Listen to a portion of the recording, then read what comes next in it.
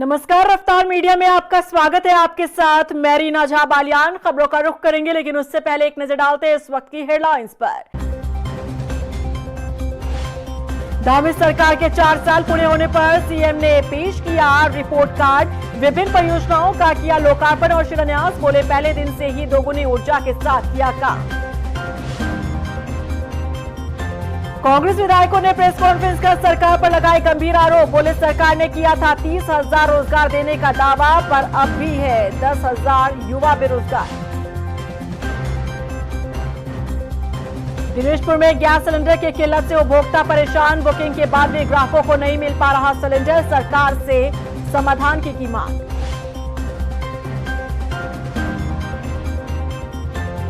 और चलिए अब बुलेटिन की शुरुआत कर लेते हैं। धामी सरकार ने उत्तराखंड में 4 साल का कार्यकाल पूरा कर लिया है। इन 4 सालों का रिपोर्ट कार्ड सीएम धामी ने जनता के सामने रखा। इसी के साथ सीएम धामी ने एक बार फिर साफ कर दिया कि 2027 चुनाव का एजेंडा क्या रहने वाला है और किस ट्रैक पर चलकर बीजेपी हैट्रिक लगाने वाली है।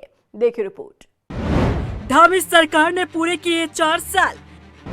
धाकड़ धामी के 4 साल बेमिसाल। जनता के सामने रखा रिपोर्ट कार्ड।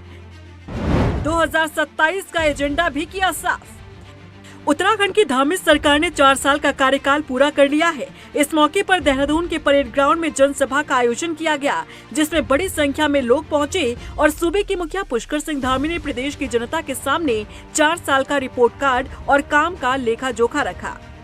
आदरणीय प्रधानमंत्री जी के कुशल नेतृत्व और मार्गदर्शन में हमने बीते 4 वर्षों में जहां राज्य में सड़क, शिक्षा, स्वास्थ्य, रेल, हवाई कनेक्टिविटी सहित सभी महत्वपूर्ण क्षेत्रों में जितने भी इंफ्रास्ट्रक्चर हैं, उन सभी को मजबूत करने की दिशा में और राज्य के नागरिकों को जीवन के उनके स्तर को ऊंचा उठाने का प्रयास किया। पहली बार राज्य में G20 जैसे वैश्विक सम्मेलन की बैठकों का सफल आयोजन हुआ। एक बैठक नहीं, 3-3 बैठकें हुई, जिससे उत्तराखंड को अंतर्राष्ट्रीय मंच पर भी एक विशिष्ट स्थान मिला। पहली बार राज्य में राष्ट्रीय खेलों का भव्य आयोजन हुआ। बीते 4 वर्षों में राज्य का बजट का आकार 60,000 करोड़ रुपए से बढ़कर 1 लाख करोड़ रुपए से अधिक हो गया। बीते 4 वर्षों में राज्य में 20,000 नए उद्योग स्थापित हुए हैं। सीएम धामी ने कहा कि उत्तराखंड में बीजेपी ने मिथक तोड़ा है, क्योंकि प्रदेश में ये धारणा बन गई थी कि कोई भी सरकार दोबारा सत्ता में नहीं आती, लेकिन जनता ने ये मिथक तोड़ इतिहास रचा है। आज से 4 वर्ष पूर्व आप सभी ने सभी मिथक तोड़कर आपने भारतीय जनता पार्टी की सरकार बनाई और एक जो मिथक था राज्य के अंदर कि कभी भी कोई भी सरकार दोबारा सरकार में नहीं आती है, एक परिपाटी थी। उस परिपाटी को, उस मिथक को तोड़ने का काम आप सबने किया। उत्तराखंड की देवतुल्य जनता ने किया। एक नया इतिहास बनाने का काम किया। इसके साथ ही सीएम धामी ने अपने बीते 4 साल में लिए बड़े फैसलों का भी जिक्र किया, चाहे यूसीसी हो, भू कानून हो, भ्रष्टाचार, धर्मांतरण कानून या फिर नकल के खिलाफ कदम हो। ये ऐसे फैसले हैं जिसने सीएम धामी की छवि को सबसे अलग बनाया है। हमने प्रदेश में सख्त नकल विरोधी कानून लागू किया, जिसकी पूरे देश के अंदर सभी जगह प्रशंसा हुई। इसलिए हमने एक और जहां प्रदेश में सख्त धर्मांतरण रोधी कानून लागू किया है, दंगा रोकने के लिए दंगा रोधी कानून लागू किया है, वहीं लैंड जिहाद, लव जिहाद और थूक जिहाद के जैसे मुल्लावादी कट्टरपंथियों के खिलाफ भी हमने कड़ी कार्रवाई सुनिश्चित की है। भाइयों बहनों, जब हमने प्रदेश में समान नागरिक संहिता का कानून लागू किया और सभी धर्मों के लिए एक समान व्यवस्था लागू की। अपने संबोधन में सीएम धामी ने विपक्ष पर भी निशाना साधा। उन्होंने कहा कि कांग्रेस के समय में सिर्फ छोटे कर्मचारियों को ही बलि का बकरा बनाया जाता था, लेकिन हमारी सरकार में नई शुरुआत हुई। भ्रष्टाचार में लिप्त छोटी मछली हो, बड़ी मछली हो या फिर बड़ा मगरमच्छ हो, अगर कार्यों को लेकर कोताही बरती जाएगी तो उसके खिलाफ कड़ी कार्रवाई की जाएगी। कांग्रेस के समय में जब भ्रष्टाचारियों को पकड़ने की बात आती थी तो केवल छोटे कर्मचारियों को बलि का बकरा बना दिया जाता था, पकड़कर खाना पूर्ति कर दी जाती थी और ऊपर बैठे हुए बड़ी बड़ी मछलियां और बड़े बड़े मगरमच्छों पर कोई कार्रवाई करने की हिम्मत नहीं होती थी। लेकिन हमारी सरकार ने एक नई शुरुआत की है।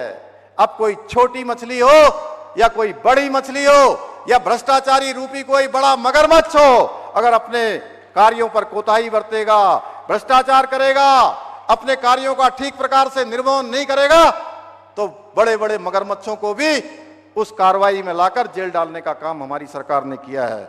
अवैध मदरसों पर कड़ी कार्रवाई पर सीएम धामी ने कहा कि विपक्ष को इससे परेशानी होने लगती है।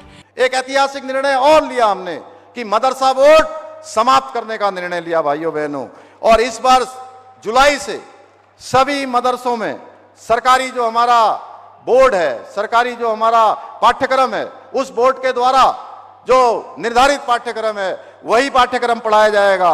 हम देवभूमि में जिहादी मानसिकता को पनपाने वाले अलगाववादी केंद्र नहीं बल्कि ज्ञान और संस्कार के मंदिर स्थापित करना चाहते हैं। आज अल्पसंख्यक स्कूलों में भी गुरुवाणी गूंजेगी तो भाइयों बहनों, इसमें कांग्रेस के लोगों को क्यों परेशानी होनी चाहिए।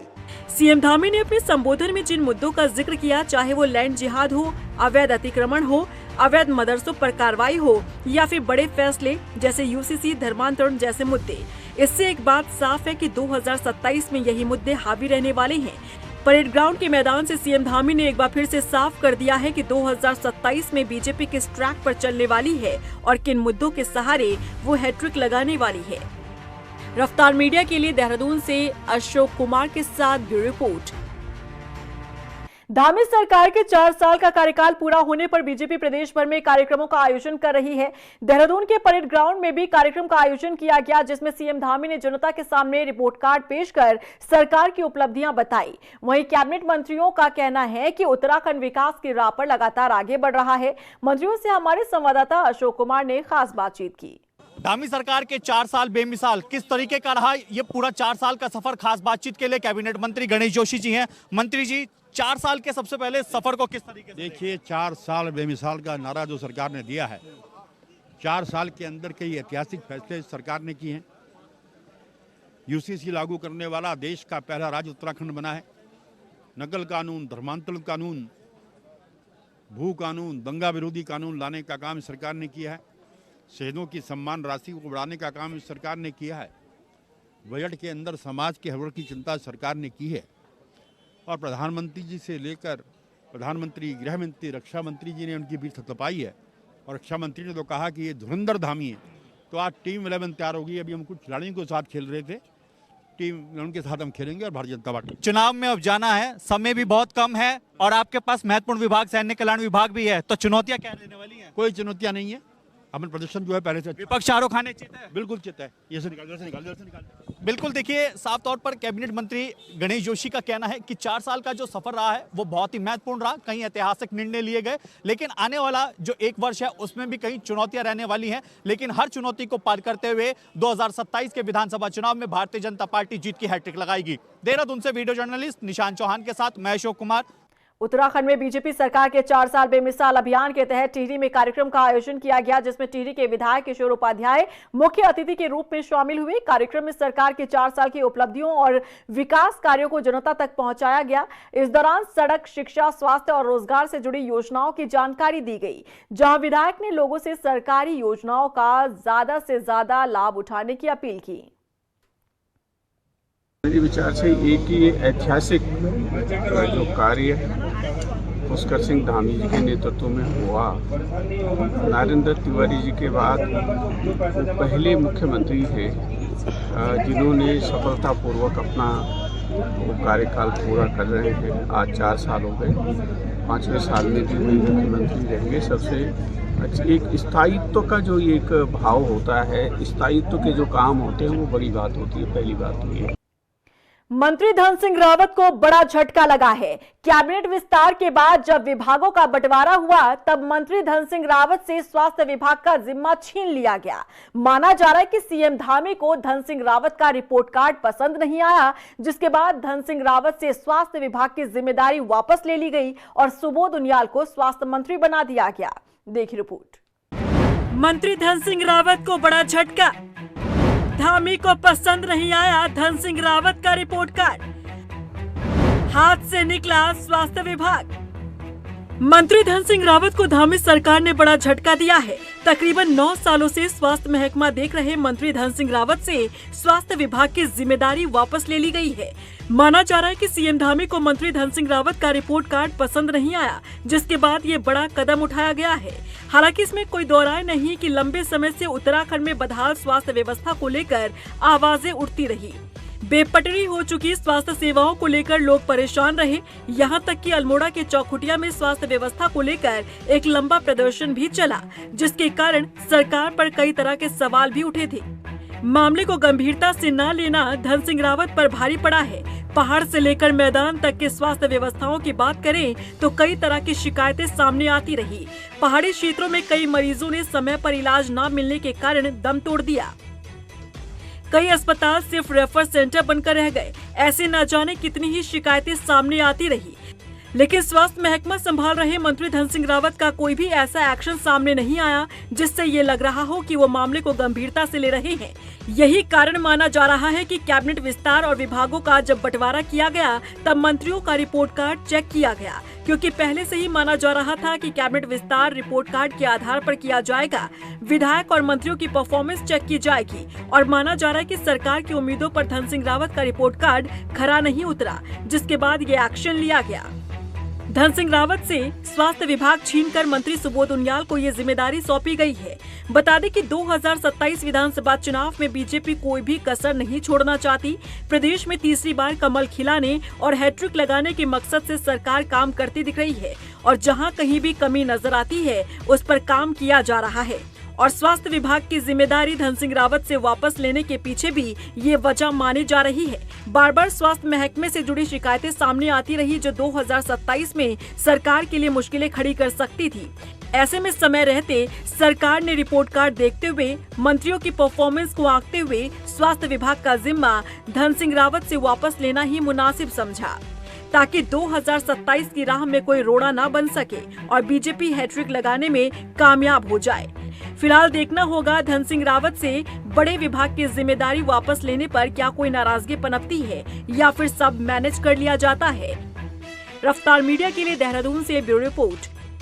कांग्रेस चुनाव अभियान समिति के अध्यक्ष प्रीतम सिंह और मंगलौर विधायक काजी निजामुद्दीन ने प्रेस कॉन्फ्रेंस कर राज्य सरकार पर कई गंभीर आरोप लगाए हैं। उन्होंने कहा कि 15वें वित्त आयोग की अवधि समाप्त हो चुकी है, जिसके तहत राज्य को 28,000 करोड़ रुपए मिले थे, जबकि 16वें वित्त आयोग में राज्य को अपेक्षित धनराशि नहीं मिलने की बात सामने आई है। उन्होंने कहा कि राज्य में मातृशक्ति का पोषण स्तर गिरकर 56% तक पहुंच गया है। वहीं युवाओं के रोजगार को लेकर सरकार पर सवाल उठाते हुए कहा कि सरकार 30,000 रोजगार देने का दावा कर रही है, लेकिन रोजगार कार्यालयों में अब भी करीब 10 लाख बेरोजगार पंजीकृत हैं। देखिए, सवाल ना तो काजी निजामुद्दीन जी ने खड़े करे और ना मैंने खड़े करे। ये तो जो बजट है उसकी वास्तविकता आपके सामने हमने आपके सम्मुख रखने का काम किया है और कैग की रिपोर्ट ने जो खुलासे किए हैं वो निश्चित रूप से इस सरकार को आईना दिखाने का काम करते हैं। जो अभी हाल फिलहाल बजट सत्र हुआ, क्योंकि वहाँ पर बजट सत्र पर बोलने की गैरसैंण में व्यवस्था नहीं थी, ये भी सरकार को हमने याद दिलाया कि वो व्यवस्था परंपरागत तरीके से जो विधानसभा में होती है वो होनी चाहिए। बजट में जो कैग ने अपनी आपत्तियाँ दिखाई हैं, जो पैरा खड़े किए हैं, वो हमने आपके सामने रखे। चाहे समाज कल्याण का बजट हो, उसमें 43% की कमी, कृषि विभाग का बजट हो, उसमें 27% की कमी, और ऐसे बड़े बड़े महकमे उनमें लगातार कमी। 2027 विधानसभा चुनाव से पहले एक बार फिर मुस्लिम यूनिवर्सिटी का मुद्दा चर्चाओं में आ गया है।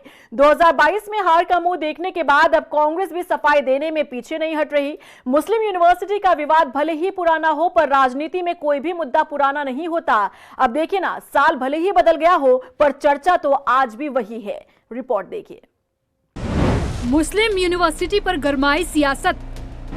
2022 के बाद 2027 चुनाव में भी यही मुद्दा। वादा 2022 में कांग्रेस को पड़ा था भारी, इस बार हरदा दे रहे सफाई। उत्तराखंड की राजनीति में लंबे समय से चला आ रहा मुस्लिम यूनिवर्सिटी विवाद एक बार फिर चर्चा में। 2022 के विधानसभा चुनाव में बीजेपी ने कांग्रेस और हरीश रावत पर आरोप लगाया था कि उन्होंने मुस्लिम यूनिवर्सिटी खोलने का वादा किया था। तब बीजेपी ने इसे मुद्दा बनाकर कांग्रेस पर आरोपों की झड़ी लगा दी थी और इस बार भी बीजेपी इसी मुद्दे पर कांग्रेस को फिर घेरने की तैयारी कर रही है। वहीं हरीश रावत बार बार इसे झूठा और चुनावी हथकंडा बता रहे हैं। फरवरी 2026 में हल्द्वानी में हरीश रावत ने कहा था कि भाजपा को मुस्लिम यूनिवर्सिटी का ताबीज बनाकर गले में लटका लेना चाहिए, क्योंकि इसी मुद्दे के दम पर वो 2022 में सत्ता में आए थे। उन्होंने इसे चुनावी समय पर दोहराए जाने वाला कम्युनल प्लान बताया था। असल में भाजपा को तो मैंने एक सुझाव दिया है अपने फेसबुक में। मैंने कहा भाई तुम जो है ताबीज़ बनवा लो मुस्लिम यूनिवर्सिटी का, और जितने भाजपाई नेतागण हो उस ताबीज़ को अपने गले में डालो और उसको सुबह शाम प्रणाम किया करो, क्योंकि इसी ताबीज़ के बल पर तुम 2022 में सत्ता में आए और अब 2027 के लिए भी इस ताबीज़ाए नमहों कहो। हरदा करते हैं तुष्टीकरण, क्यों लगते हैं तुष्टीकरण के आरोप? बीजेपी के आरोपों में कितनी सच्चाई? हरीश रावत पर अक्सर तुष्टीकरण की राजनीति करने के आरोप लगते रहे।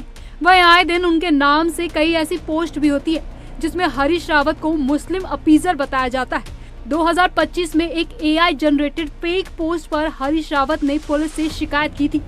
वही अब हाल ही में एक थे नेशन नाम से सोशल मीडिया पेज पर हरीश रावत का फोटो लगाकर एक पोस्ट जारी किया गया है, जिसमें लिखा गया कि मुसलमानों का खाना खाने से धर्म खराब होता है, लेकिन मुस्लिम देश की LPG गैस पर खाना पकाने से धर्म खराब नहीं होता।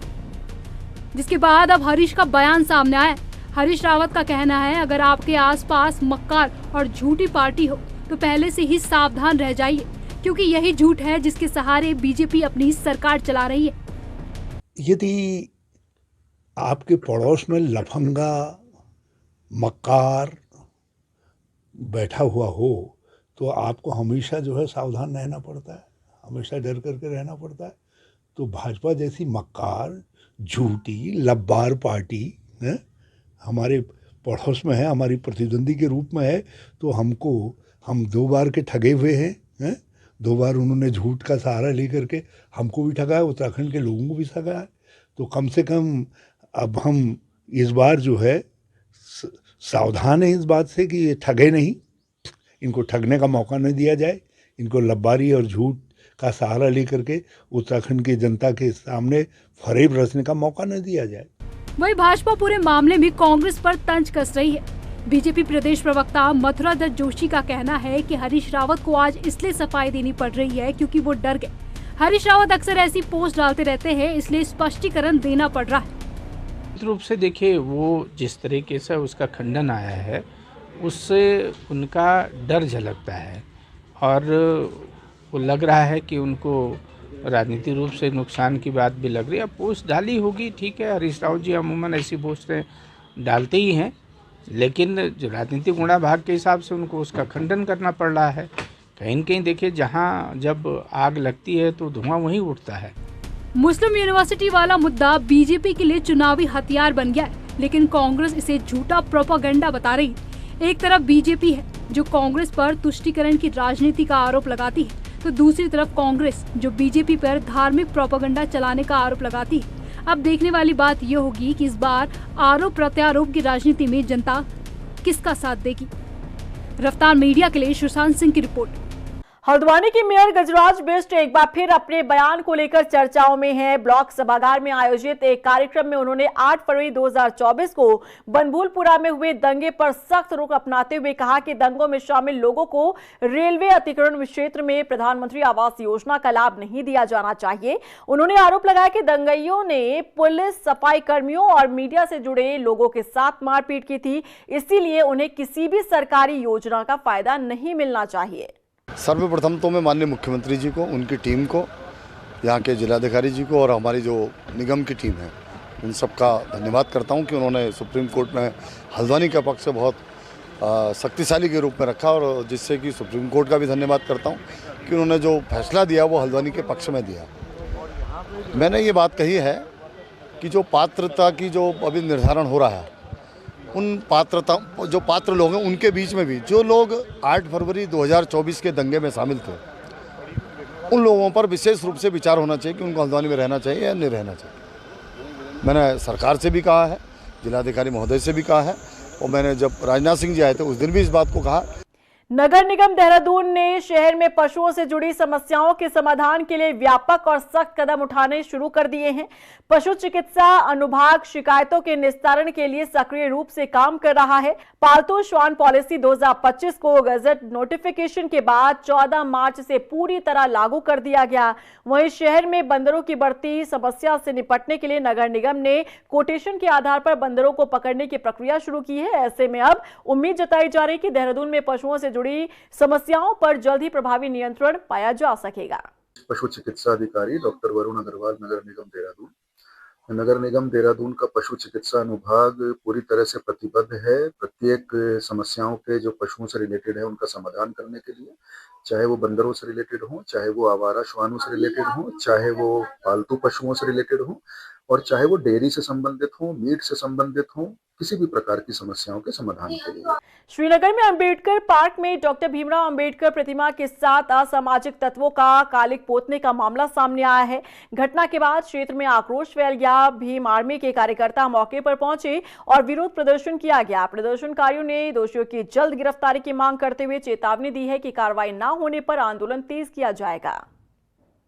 देखिए, जो कल घटना हुई थी उसके संबंध में तत्काल संज्ञान लेते हुए मुकदमा अपराध संख्या 18/2026 तत्काल पंजीकृत कर टीमों का गठन किया गया, जिसमें हमारी सर्विलांस की टीम और एसएसआई के नेतृत्व में इसकी विवेचना की जा रही है। साथ ही साथ अलग अलग टीम की हेल्प ली जा रही है। सीडीआर का अवलोकन किया जा रहा है, सीसीटीवी फुटेज का अवलोकन किया जा रहा है, और जल्द ही जो है इसमें सकारात्मक परिणाम देखने को मिलेंगे। मेरा सभी से अनुरोध है कि जो उनका रोष है उसके संबंध में हम आवश्यक विधिक कार्रवाई कर रहे हैं और जल्द ही इसका मामले का अनावरण करेंगे। दिनेशपुर में गैस सिलेंडर की किल्लत से उपभोक्ता बीते 3 दिनों से परेशान है। भारत गैस के ग्राहकों को सिलेंडर नहीं मिल पा रहा है, जिससे नाराजगी बढ़ती जा रही है।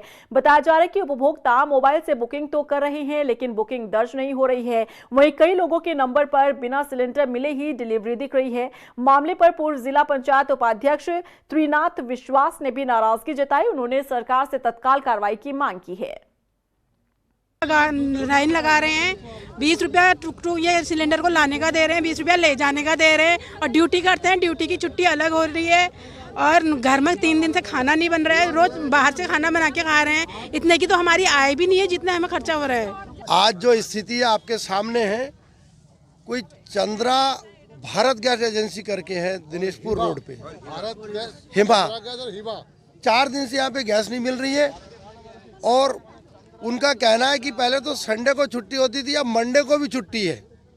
उनका वर्कर जो सिलेंडर बांटते हैं घर जाके, उनका यही कहना है, उनका मालिक का फोन नंबर बंद आ रहा है। नशे के खिलाफ अभियान में हल्द्वानी पुलिस को बड़ी सफलता हाथ लगी है। एसपी सिटी मनोज कत्याल ने बताया कि काठगोदाम पुलिस और एसओजी टीम ने 2 स्मैक तस्करों को गिरफ्तार किया है। आरोपियों के पास से 91 ग्राम स्मैक बरामद हुई है, जिसकी अंतर्राष्ट्रीय कीमत करीब 27 लाख रुपए बताई जा रही है। फिलहाल पुलिस मुख्य सप्लायर की तलाश में जुटी है। बेसिकली 91.1 ग्राम स्मैक हमें 2 अभियुक्तों से बरामद हुई है। इसमें थाना पुलिस जो काठगोदाम है उसको एक बड़ी सफलता इसमें मिली है। हमें पिछले कुछ समय से सूचना मिल रही थी कि इस रूट से जो है स्मैक आ रही है हल्द्वानी में और छोटी छोटी क्वांटिटी में बेची जा रही है। तो लगातार माननीय मुख्यमंत्री जी, पुलिस मुख्यालय, रेंज स्तर और एसएसपी सर के डायरेक्शन में हम लोग इसमें काम कर रहे थे। तो इसमें एक सफलता हमें मिली, 2 अभियुक्तों को हमने इसमें गिरफ्तार किया है। इसमें से एक अभियुक्त का आपराधिक इतिहास भी है, पूर्व में भी 2 बार वो एनडीपीएस के मामले में जेल जा चुका है। देहरादून में उपद्रवियों के हौसले बुलंद होते नजर आ रहे हैं। बता दें कि धर्मावाला चौक पर कुछ शरारती तत्वों का रविंद्रनाथ के युवक के साथ मारपीट करने का मामला सामने आया। सूचना मिलते ही पुलिस मौके पर पहुंची और आरोपियों को गिरफ्तार किया गया। पीड़ित की तहरीर पर उन लोगों के खिलाफ मुकदमा दर्ज किया गया है। साथ ही उपद्रवियों की कार को भी पुलिस ने सीज कर दिया है। और इसी के साथ फिलहाल इस बुलेटिन में बस इतना ही, लेकिन चलते चलते एक नजर डालते हैं इस वक्त की हेडलाइंस पर। धामी सरकार के 4 साल पूरे होने पर सीएम ने पेश किया रिपोर्ट कार्ड। विभिन्न परियोजनाओं का किया लोकार्पण और शिलान्यास। बोले पहले दिन से ही दोगुनी ऊर्जा के साथ किया काम। कांग्रेस विधायकों ने प्रेस कॉन्फ्रेंस कर सरकार पर लगाए गंभीर आरोप। बोले सरकार ने किया था 30,000 रोजगार देने का दावा, पर अब भी है 10,000 युवा बेरोजगार। दिनेशपुर में गैस सिलेंडर की किल्लत से उपभोक्ता परेशान। बुकिंग के बाद भी ग्राहकों को नहीं मिल पा रहा सिलेंडर, सरकार से समाधान की मांग।